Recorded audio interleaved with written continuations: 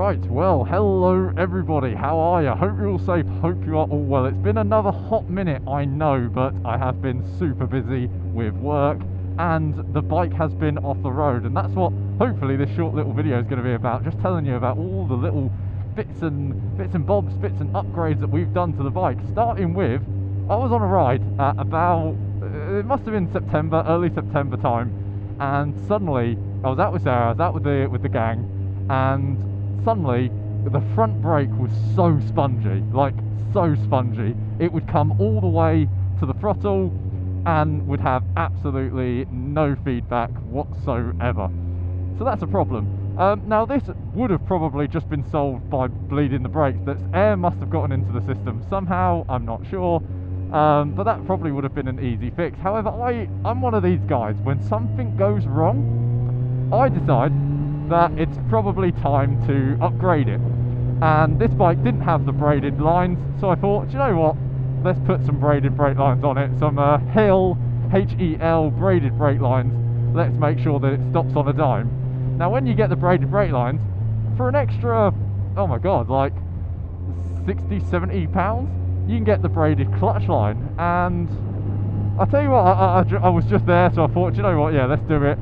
Let's whack in the braided clutch line. So I got braided brake lines and a braided clutch line, and yep, both of those are fitted. They feel a million times better, mainly just because the bike actually stops now, whereas before it didn't. However, I want to just touch on that braided clutch line. That's phenomenal. I never actually had a problem with my clutch. Anyway, I always find the ZZR clutch to be quite forgiving. If you're on it hours and hours on end, you know, maybe I feel a slight twinge in the wrist, but nothing ever to complain about. That braided clutch line has been a game changer. I don't know, it's highlighted to me that actually the clutch was a bit stiffer than I thought. And it's so surprising how soft and responsive that clutch is.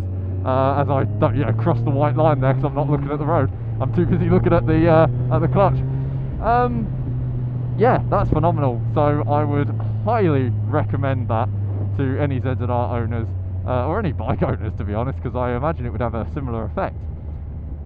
Now, those of you who know me and know about the ZZR and talk about the ZZR with me in great detail will know that I find it to run quite warm in the summer.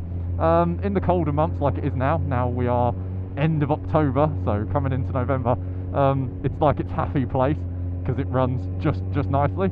But in the summer I've always found it not to overheat. I've never ever said the ZZR overheats. The temperature gauge does shoot up and you do feel the heat coming from those big fairings, but it's never spilling coolant, it's never boiling up or anything crazy like that. But it still does, in my opinion, it runs too warm. And so I decided, you know what, let's not mess around. This is the time.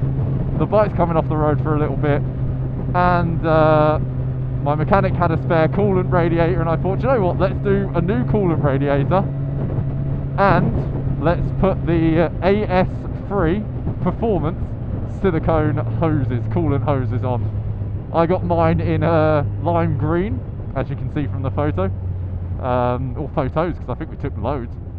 They look awesome, and fingers crossed they will only benefit the cooling system. That's what I'm hoping to do. On these bikes there's so many different tricks that you can do for the overheating. Obviously these bikes are rode all over the world and in warmer climates, I suppose like Southern America, Australia, South Africa.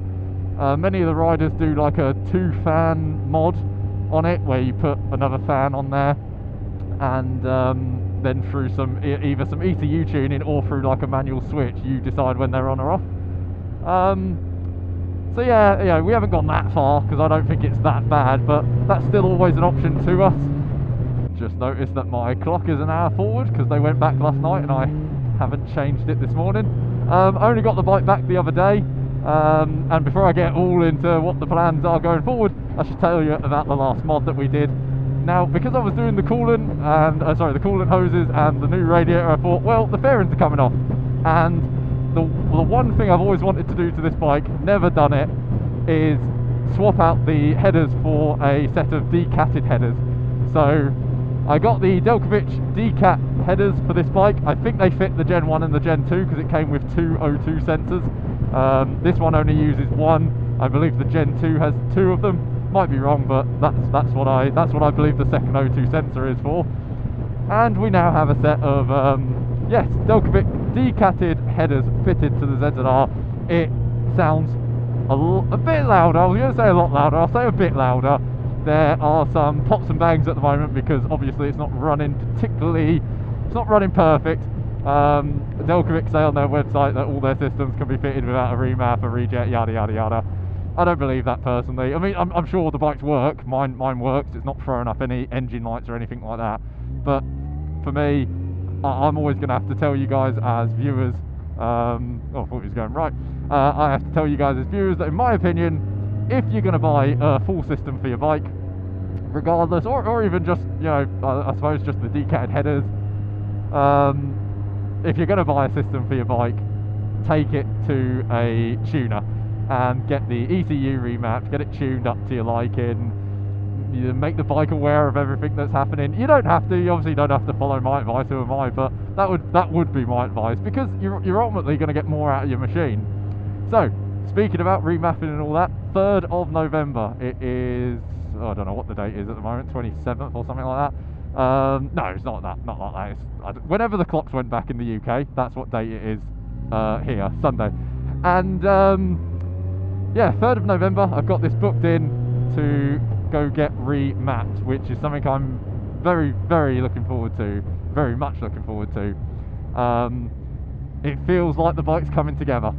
I've had it, you know, just over a bit 3 years, and I've always wanted to do this mod.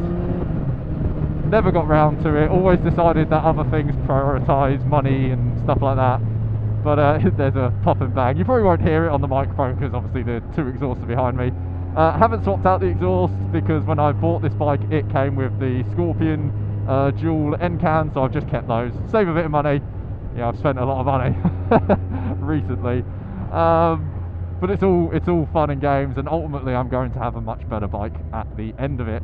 I am hoping from the remap that I can potentially do something about when the fans kick in. I've heard that might be a thing, bringing that temperature lower so the fans don't take so long.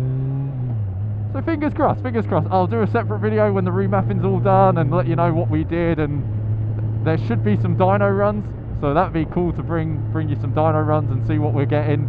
I'm not going to put predictions. Maybe I'll put predictions on the way to the remapping when I film that video, so that way you know I haven't cheated. And then we'll see how close I can get. But yeah, that's going to do it from me today. Sorry for the silence. Just been very busy and the bike's been off the road, so I haven't had any content to bring you. But we're back now. The bike won't be long at the remapping. That'll probably just be a day thing. But yeah, all the parts are fitted, and yeah, she sounds lovely. So thank you so much for watching, guys. Hope you enjoyed it. As always, leave comments down below. I love to hear from you guys. That's the most important thing. If you did enjoy it, like, slap it a like if you want, and if you're not subscribed, consider doing so, because it does go a long way to helping me out.